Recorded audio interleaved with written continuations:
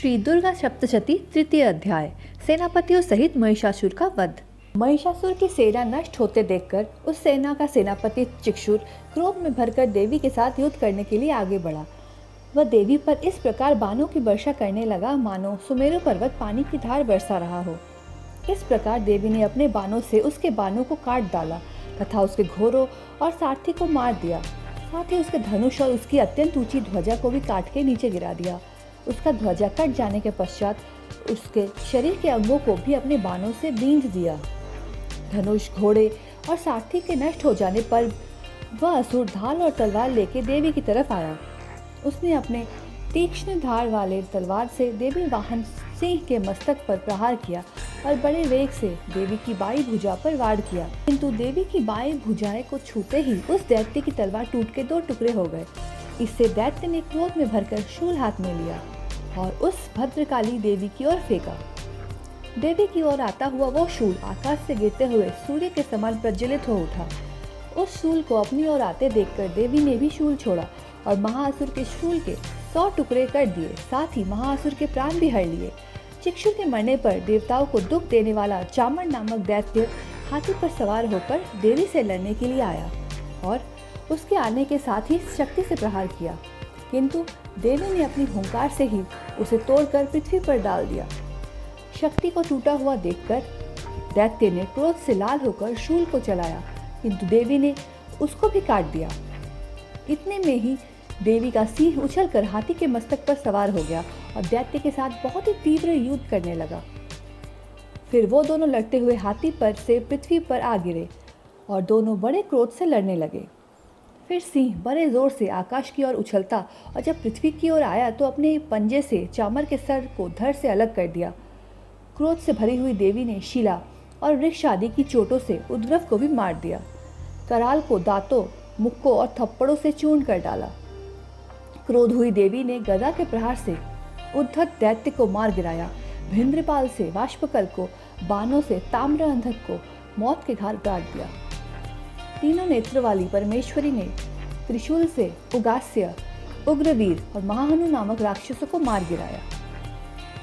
उसने अपनी तलवार से विड़ाल नामक दैत्य का सिर काट डाला तथा अपने बाणों से दुर्धर और दुमुख राक्षसों को यमलोक पहुंचा दिया। इस प्रकार जब महिषासुर ने देखा कि देवी ने मेरी सेना को नष्ट कर दिया है तो वो भैंसे का रूप धारण कर देवी के गणों को दुख देने आने लगा। उन गणों में कितनों को उसने मुख्य प्रहार से, कितनों को खुड़े से, कितनों को पूंछ से, कितनों को सींगों से, बहुतों को दौड़ने के वेग से, अनेकों को सिंहनाद से, कितनों को चक्कर देके और कितनों का श्वास वायु के झोंकों से पृथ्वी पर गिरा दिया। वो दैत्य इस प्रकार गणों की सेना को गिराकर देवी के सिंह को मारने के लिए दौड़ा। इस पर देवी को बड़ा गुस्सा आया। उधर दैत्य भी क्रोध से भरकर धरती को खुरों से खोदने लगा तथा सिंहों से पर्वत को उखाड़ उखाड़ कर धरती पर फेंकने लगा और मुख से शब्द करने लगा। महिषासुर के वेग से चक्कर देने के कारण पृथ्वी क्षुब्ध होकर फटने लगी। उसकी पूंछ से टकराकर समुद्र चारों ओर फैलने लगा। हिलते हुए सिंहों के आघात से मेघ खंड खंड हो गए। श्वास से आकाश में उड़ते हुए पर्वत फटने लगे। इस तरह क्रोध में भरे राक्षस को देख चंडिका को भी क्रोध आया और वो उसे मारने के लिए क्रोध में भर गई। देवी ने पाश फेंककर दैत्य को बांध लिया और उसके बंध जाने पर दैत्य का रूप त्याग कर दिया और सिंह का रूप बना लिया। और जो ही देवी उसका सर काटने के लिए तैयार हुई उसने पुरुष का रूप बना लिया जो कि हाथ में तलवार लिए हुए था। देवी ने तुरंत ही अपने बाणों के साथ उस पुरुष को उसकी तलवार ढाल सहित बींध दिया। इसके पश्चात वो हाथी के रूप में दिखाई देने लगा और अपनी लंबी सूंड से देवी के वाहन सिंह को खींचने लगा और गरजने लगा। देवी ने अपनी तलवार से उसकी सूंड काट दी। तब राक्षस ने एक बार फिर भैंसे का रूप धारण कर लिया और पहले की तरह चर अचर जीवों सहित समस्त त्रिलोकियों को व्याकुल करने लगा। इसके पश्चात क्रोध में भरी हुई देवी बारंबार उत्तम मधु का पान करने लगी और लाल लाल नेत्र करके हंसने लगी। उधर वो बल और पराक्रम के मद से उमड़ा हुआ राक्षस गरजने लगा और अपने सींगों से चंडी के ऊपर पर्वतों को फेंकने लगा। उस समय देवी अपने बाणों के समूह से उसके फेंके हुए पर्वतों को चूर्ण करती हुई बोली। बोलते समय उनका मुंह मधु के मद से लाल हो रहा था और वाणी लड़खड़ा रही थी। देवी ने कहा, ओ मूढ़, मैं जब तक मधु पीती हूँ तब तक तू क्षण भर के लिए खूब गर्जना कर ले। मेरे हाथ से तेरी मृत्यु हो जाने पर अब शीघ्र ही देवता भी गर्जना करेंगे। ऋषि कहते हैं, इतना कहकर देवी उछली और उस महादैत्य के ऊपर चढ़ गई। फिर अपने पैर से उसे दबाकर उन्होंने शूल से उसके कंठ में आघात किया। उनके पैर से दबा होने पर भी महिषासुर अपने मुंह से दूसरे रूप में बाहर होने लगा। आधा निकला होने पर भी वो महादैत्य देवी से युद्ध करने लगा।